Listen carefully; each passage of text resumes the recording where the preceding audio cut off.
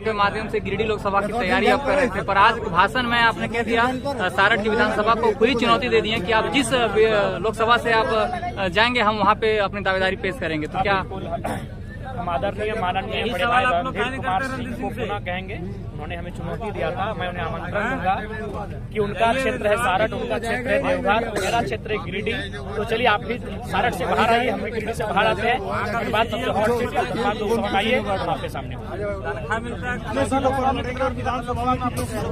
देखिए विधानसभा भी समय है, लेकिन जहाँ तक लोकसभा हम लोग आधे दर्जन सीटों पर चुनाव लड़ेंगे। दुमका लोकसभा में भी कैंडिडेट उतारेंगे? हाँ उम्मीद है हम लोग दुमका में भी कैंडिडेट उतारेंगे। सारठ विधानसभा का कुछ पता है, यहाँ से कौन प्रत्याशी हो? देखिए अभी चूंकि लोकसभा, इसलिए हमारा फोकस लोकसभा में है, जैसे विधानसभा के लिए हम लोग कुछ करेंगे, सारठ से हमारे प्रत्याशी दिखेंगे। दादा बड़ा महतो के बारे में क्या बोलना चाहते हैं? देखिए नहीं, बिल्कुल एक राजनेता की अच्छी कुशलता है, अगर वो महतो गाँव जाए तो खुद को महतो बोले, कोई आपत्ति नहीं। मंडल गाँव जाए तो हम खुद को मंडल भी बोले, यादव गांव चाहे कुछ जाए तो खुद को यादव बोले। लेकिन मेरा मानना है कि केवल भाषण में बोलिएगा या फिर आपके अधीन चलती है चित्रा कोलियरी, वहाँ उस समुदाय के लोग कितने हैं, वहाँ भी तो उनकी भागीदारी दिखनी चाहिए। केवल भाषणों में आप किसी समुदाय का हितैषी अपने आप को ना बताएं, रोजगार में आपके उनका कितना हितैषी है इस बात का भी तथ्य होना चाहिए। ये जो पेपर लीक हुआ था ये झारखंड सरकार के रीजन में हुआ है सर, इसके बारे में आपका क्या कहना है? हाँ बिल्कुल, कहीं ना कहीं हमारे जो सरकार है, हमारे जो विपक्ष भी हैं, अगर सरकार दोषी करे तो विपक्ष को मजबूत होना चाहिए। यहाँ दोनों का ढुलमुल रवैया है।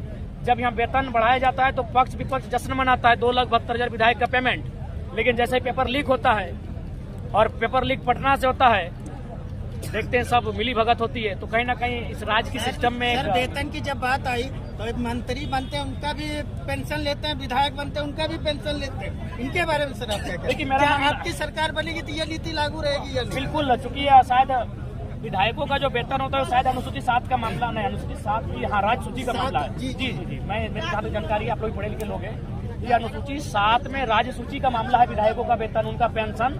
तो अगर चूंकि हम लोग स्टडी करेंगे, अगर संभव हुआ कि हम लोग अपनी शक्तियों का प्रयोग करते हुए अगर उनके पेंशन को बंद कर सके तो ब्रेंच नहीं ठोका जाएगा। नहीं, हम लोग कोशिश करेंगे राज शक्तियों का निर्वहन करते हुए। ठोकने की बीमारी होती है अंदर जाने के बाद। नहीं, हम लोग अपने कई बार हमने देखा, कई बार अलग होगा। पूरे झारखंड में जो शख्स आपके बीच खड़ा है ऐसा शख्स भी दिखाइए, कोई भी अगर होगा ना तो विधायक लेवल। 1932 पहला बाबूलाल जी लागू किए थे, जो सरकार जयमें शिबू सोरेन जी के द्वारा गिराया गया था। देखिए सबसे पहली बात है 370 का आप उदाहरण लीजिए ना, 70 साल हो चुका था, सबको लग रहा था ये मील का पत्थर है, ये धारा कैंसिल नहीं होगी या फिर ये धारा कंट्रोल में नहीं आएगी। क्या आपको लगता है कि आप जिस लड़ाई में लड़ रहे हैं वो लड़ाई आपकी सक्सेस होगी? बाबूलाल जी जैसे झारखंडी अगर सहयोग करेंगे तो क्यों सहयोग नहीं होगी? तमिलनाडु में एक जल्लीकट्टू का कानून है, जब सुप्रीम कोर्ट के द्वारा हस्तक्षेप किया गया कि जल्लीकट्टू को प्रतिबंध किया जाए तो तमिलनाडु के लोग सड़कों पर थे। लेकिन झारखंड के 3 करोड़ लोग हैं, इनमें अगर 10% लोग सड़कों पर आ जाएंगे, विधायकों का हुक्का पानी बंद कर देंगे, हर नियम बनेगा, हर एक नियम बनेगा। क्यों नहीं बनेगा? जब इसी भारतीय संविधान की अनुसूची 9 में सन 1990 में 66वां संशोधन करके 1932 से 24 साल पुराना कानून जिसको हम लोग CNT बोलते हैं, उसके 3 अध्याय को शामिल किया गया है, तो क्यों नहीं 1932 शामिल होगा? लॉजिकली बात कीजिए, होगा।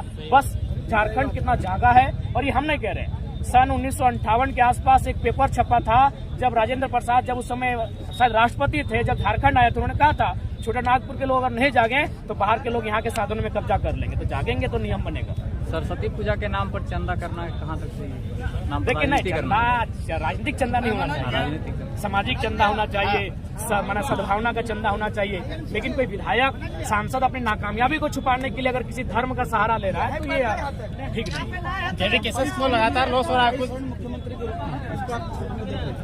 देखिए कहीं ना कहीं वे झारखंड मुक्ति मोर्चा के वफादार थे, इसलिए मुख्यमंत्री बने हैं। चूंकि अभी वो नए नए आए हैं, इसलिए मैं उनसे पहले ये कहूंगा कि निष्पक्ष होकर काम करें, और सबसे पहले जो छात्रों पर FIR हुआ है उसको रद्द करवाएं। और जो भी, चूंकि देखिए झारखंड मुक्ति मोर्चा का एक महत्वपूर्ण मुद्दा था 1932 का खतियार, उससे और एक महत्वपूर्ण मुद्दा था कि जो हमारी GM लैंड है उनका रसीद कटेगा। लेकिन रघुवर दास ने जीएम लैंड को लैंड बैंक बना के उद्योगपतियों को बेचने की तैयारी की है, तो जीएम लैंड का रसीद कटे, क्योंकि झारखंड का मतलब है जल जमीन जंगल। बिरसा मुंडा की लड़ाई भी थी जमीन बचाने की, और रघुनाथ महतो की भी लड़ाई थी जमीन बचाने की, तिलका मांझी की भी लड़ाई थी जमीन बचाने की, और जितने भी आंदोलनकारी रहे हैं, चाहे टिकैत उमराव रहे या शेख भिखारी रहे, सब झारखंड की माटी को बचाना चाहते थे। तो सरकार को चाहिए कि उस नियम को रद्द करते हुए रेतों का अधिकार बने, ये नियम होना चाहिए।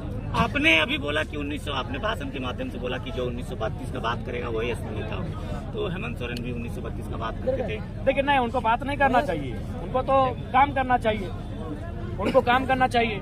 उनको जितना भी बड़ी बड़ी कंपनियों को एमयू काटा है, उनको फोर्स करके जिनकी जमीनों पर कल कारखाने नहीं हो, जमीनें वापस करनी चाहिए। उनको जितना टाटा की खाली जमीनें हैं, बीसीएल की खाली जमीनें हैं, उनको वापस कराइए रैयत को। उनको जीएम लैंड का रसीद काटने के लिए रैयत को अनुमति प्रदान करे अंचल से, वो नियम बनाना चाहिए। वो उनको भाषण देने से नहीं चलेगा, क्योंकि सदन में कलम चलता है, भाषण सड़कों पे दिया जाता है, भाषण मंचों पे दिया जाता है। जेबी केसेस को लगातार लोग सर पिछले कुछ दिनों पहले अंगद नायक को डेथ हो गए हैं, फिर कुछ लोग कहते हैं कि हमें टारगेट किया जा रहा है और आपके लोगों को छाट के केस कर दिया जाता है, तो इसको किस रूप से देखते हैं? केस पे हमें टारगेट किया जा रहा है, लेकिन आज अंगद नायक को हम लोग इस सभा में भी श्रद्धांजलि दी, हमें खेद है। और एक ऐसी मैंने क्षति है जो शायद भरी नहीं जाएगी।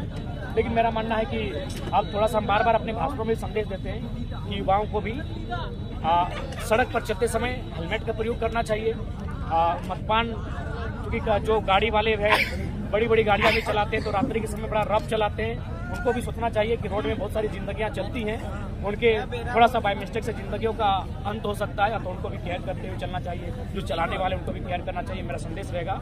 और जहाँ तक नायक भैया का सवाल है, अपूर्णीय क्षति है, उसको लेकर हम लोग अभी भी गंभीर हैं। दूसरे लोगों को आपने अभी बोला कि जो फोटो दूसरे नेता से खिंचवाते हैं, वो आपने भी तो कभी दूसरे नेता से फोटो खिंचवाते हैं। फोटो खिंचाने के बाद हमने क्या कहा,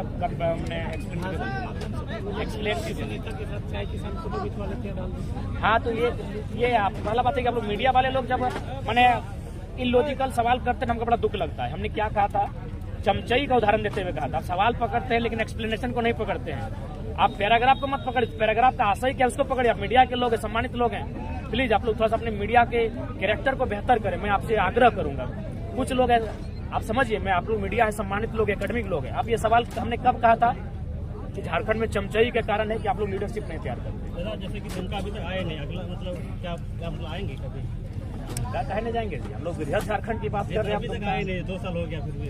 हाँ, देखिए, चूंकि 2 साल काफी कम समय होता है, उस कम समय में हम लोग छोटा नागपुर को देखें, कोल्हान को देखें, पलामू और दुमका छूटा है, संथाल परगना, उसको हमें करते हैं। जयराम जी, झारखंड के युवा क्या जाग गए हैं? जिस तरह से अभी देखेंगे आपकी जनसभा थी, वहीं दूसरी ओर विधायक जी चंदा के नाम पर 3 से 4 हजार युवाओं को बुला लिया जाता है, तो क्या वो झारखंड लोग जागे हैं? जागे हैं, लेकिन कारण एक क्या है कि इकोनॉमी, आप भी जानते हैं कि आप अगर मीडिया का काम कर रहे हैं या फिर कोई अगर पुलिस का काम कर रहा है, तो इकोनॉमी मस्ट है।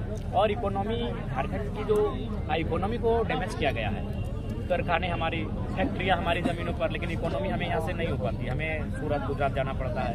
तो हर इंसान को जिंदा रहने के लिए इकोनॉमी की जरूरत पड़ती है। तो इकोनॉमी डैमेज होने के कारण युवा कहीं ना कहीं भटक रहे हैं।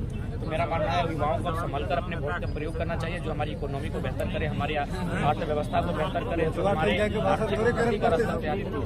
छोटे छोटे